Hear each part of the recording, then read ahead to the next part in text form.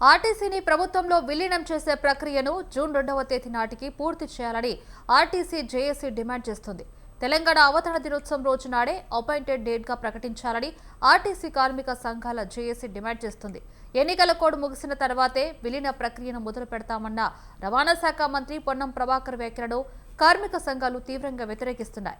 ఈ నేపథ్యంలో కార్మికులు తమ డిమాండ్ల సాధన కోసం 3 రోజుల పాటు సమ్మెకు కూడా దిగారు. తాజాగా ఆర్టీసీ జేఏసీ నాయకులు ప్రభుత్వ సలహాదారు ఎంపీ వేం నరేందర్ రెడ్డిని కలిసి డిమాండ్లను సమర్పించారు. ఇక ఇదే అంశానికి సంబంధించి మరిన్ని అప్డేట్స్ ఫోన్ ఇన్ ద్వారా విశాల్ అందిస్తారు. విశాల్, రైట్, తమ డిమాండ్లని పరిష్కరించాలని గత నెల తెలంగాణ ఆర్టీసీ కార్మిక సంఘాలన్నీ కూడా జేఏసీగా ఏర్పడి 3 రోజుల పాటు సమ్మెకు వెళ్ళాయి, బంద్ పిలిపించాయి. ఇవన్నీ కూడా మనకు తెలిసిందే. అయితే ఆ బంద్ జరుగుతున్న సందర్భంలో ప్రభుత్వంతో చర్చలు జరిగాయి. ఆ చర్చలు జరిగిన సమయంలో ముందు కార్మిక సంఘాలకు ఎన్నికలు కావాలా లేదా ప్రభుత్వంలో విలీనం కావాలన్న ఒక 2 ఆప్షన్లను సీఎం రేవంత్ రెడ్డి కార్మిక సంఘాల ముందు ఉంచారు. అయితే సీఎం ఇచ్చిన ఆ 2 ఆప్షన్లని ఒక ఆప్షన్ ని ఆర్టీసీ కార్మిక సంఘాలు ఎంచుకున్నాయి. అది ముఖ్యంగా అంటే ఎన్నికల తర్వాతనే, అంటే కార్మికుల సంఘాలకు గుర్తింపు ఎన్నికలు ఇప్పుడు వద్దు, ముందు మా అందరికీ కావాల్సింది ప్రభుత్వంలో ఆర్టీసీ విలీనం చేయడం. అదే దానికి అందరం కట్టుబడి ఉన్నామని ఇప్పటికే అందరూ కూడా లిఖితపూర్వకంగా ఆర్టీసీ యాజమాన్యానికి ఇచ్చారు. అయితే తాజాగా రవాణా శాఖ మంత్రి పొన్నం ప్రభాకర్ ఒక కార్యక్రమంలో మాట్లాడుతూ ముందు కార్మిక సంఘాలకు ఎన్నికలు నిర్వహిస్తాము, ఆ తర్వాత ఎన్నిక కాబడ్డ కమిటీల నుంచి కొంతమందిని తీసుకొని వాళ్ళతో ఒక ప్రత్యేక కమిటీ వేసి ఈ విలీన ప్రక్రియను ప్రారంభిస్తామని మంత్రి పొన్నం ప్రభాకర్ అన్నారు. అయితే ఈ పొన్నం ప్రభాకర్ వ్యాఖ్యలను కార్మిక సంఘాల నాయకులు ఖండించారు.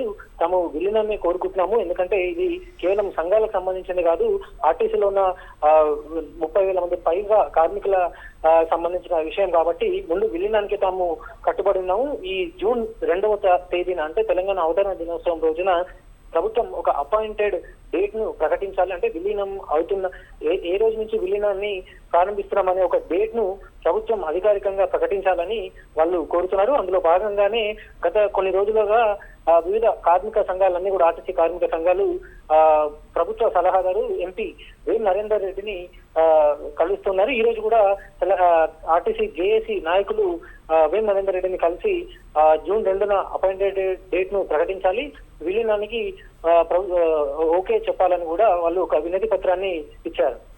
Right, thank you Vishal.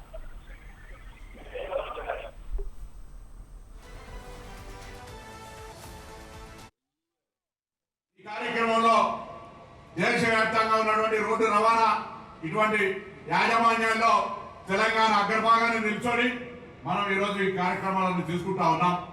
ఇటీవల మీ అందరికీ తెలుసు, ఏ సంస్థ అయినా ముందుకు నడవాలంటే, ఆ ప్రగతికి ముందుకు జరగాలంటే అందులో పనిచేస్తున్నటువంటి సిబ్బంది ఎప్పుడు కూడా అసహనంగా ఉండద్దు, సంతోషంగా ఉండేటువంటి ప్రయత్నం జరగాలి. ఈ మధ్య గౌరవ ముఖ్యమంత్రి గారి ఆదేశాల మేరకు డిప్యూటీ ముఖ్యమంత్రి, అదేవిధంగా 5 మంత్రుల కమిటీలు, చీఫ్ సెక్రటరీ గారు 5 అధికారులు, సంఘ ప్రతినిధులుగా ఆర్టీసీ దాదాపు 30-40 మంది కలిపి అందరూ కూడా ఆర్టీసీ కార్మికుల సంక్షేమానికి సంబంధించి మరి అనేక నిర్ణయాలు తీసుకోవడం జరిగింది. అందులో భాగంగా త్వరలోనే మరి సంఘానికి గుర్తింపు ఎన్నికలు జరిగి అందులో గెలిచిన ప్రతినిధులతోటి మరి విలీనానికి సంబంధించిన ప్రక్రియను ఆఫీసర్స్, అదేవిధంగా గుర్తింపు సంఘ ప్రతినిధులను కలిసి మరొక కార్యక్రమాన్ని కూడా తీసుకుపోయేటువంటి ప్రయత్నాన్ని వెంటనే ప్రారంభించే విధంగా చర్యలు తీసుకుంటా ఉన్నాం. అదిగాక మీకు మరి పిఆర్సీ పెరగడమే కాదు, కారుణ్య నియామకాలతో పాటుగా అనేక కార్యక్రమాలు, సంక్షేమ కార్యక్రమాలు తీసుకుంటా ఉన్నాం. ఇంకా కార్మికుల సంక్షేమానికి సంబంధించి ఏ అవసరం ఉన్నా కార్మికులు, యాజమాన్యం, డిఎంలు, ఆర్ఎంలు, ఈడీలు, మంత్రి గారు, ఎండి గారు ఎవరైనా సరే ప్రతి 2వ మంగళవారం నాడు మీ అందరితో మరొక సమావేశం పెట్టుకొని ఏదైనా ఇష్యూస్ ఉంటే డిస్కస్ చేసుకునే విధంగా కార్యక్రమాన్ని నిర్ణయించడం జరిగింది. ఈ కార్యక్రమంలో